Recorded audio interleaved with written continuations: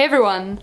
So today I'm here to review the Tarte Tarteist blush palette. It retails for $38 US, $46 in Canada, and contains 4 blushes that are 0.16 ounces each. It is said to be the ultimate blush wardrobe, introducing 4 new limited edition shades. Breaking down the cost of the full-size blushes and doing the math, this palette is an $88 US or $107 Canadian value. So it is a pretty darn good deal. The packaging is a metallic gold plastic compact with a very beautiful, vibrant brush design on the front. It also features a standard snap closure, and it does open to reveal a mirror. The blushes in the palette are comparable to their regular Amazonian clay blush formula in the sense that they are longer lasting and they do have buildable pigmentation. The only downfall with this formula is that they don't typically wear the 12 hours that they claim, but this tends to be the case even with the full-size blush line.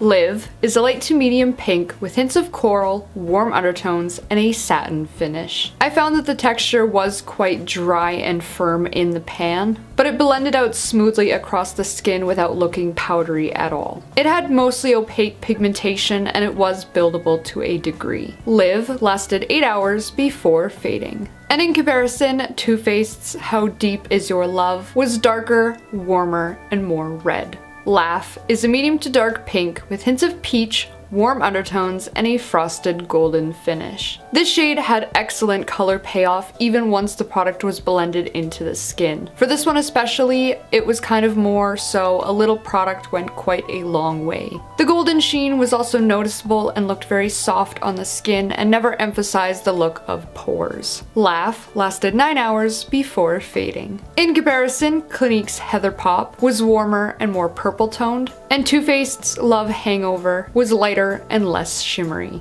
Love is a medium to dark muted pink with hints of plum, warm undertones, and a satin finish. The texture once again felt drier and more firm in the pan, but not nearly as bad as the other shade, Live. It had mostly opaque, buildable pigmentation. It was surprisingly easy to build the color up and intensify it, and it did blend out smoothly. Love wore well for 8 hours before fading. In comparison, Too Faced's Love Hangover was lighter and warmer. Dream is a medium to dark brightened pink with neutral undertones and a satin finish. I feel like this is a shade that will look slightly different on everyone. Depending on your skin's undertone, it can either look warmer or more cool toned. Regardless, it had great color payoff and a soft texture that, like the others, was very easy to blend out on the skin without looking powdery. Dream lasted 8 hours before fading. In comparison, MAC's Pink Swoon was lighter, brighter, and more blue toned. Tarte's Dollface was lighter and cooler, and Too Faced's Justify My Love was lighter and cooler.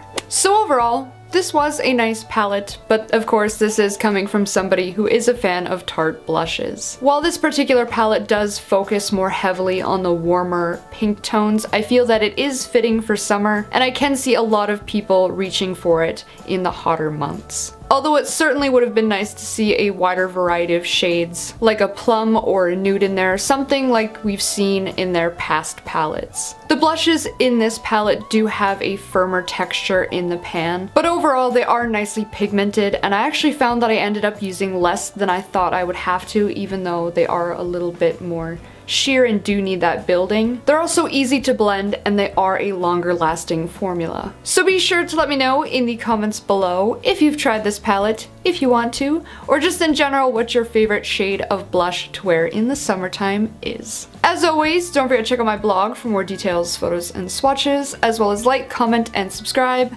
to show your support. If you'd like to give me a follow, I will have all of my social media listed here, as well as down in the description. As I always say, I hope you found this review helpful and hope that you're having a fantastic day, and thank you so much for watching.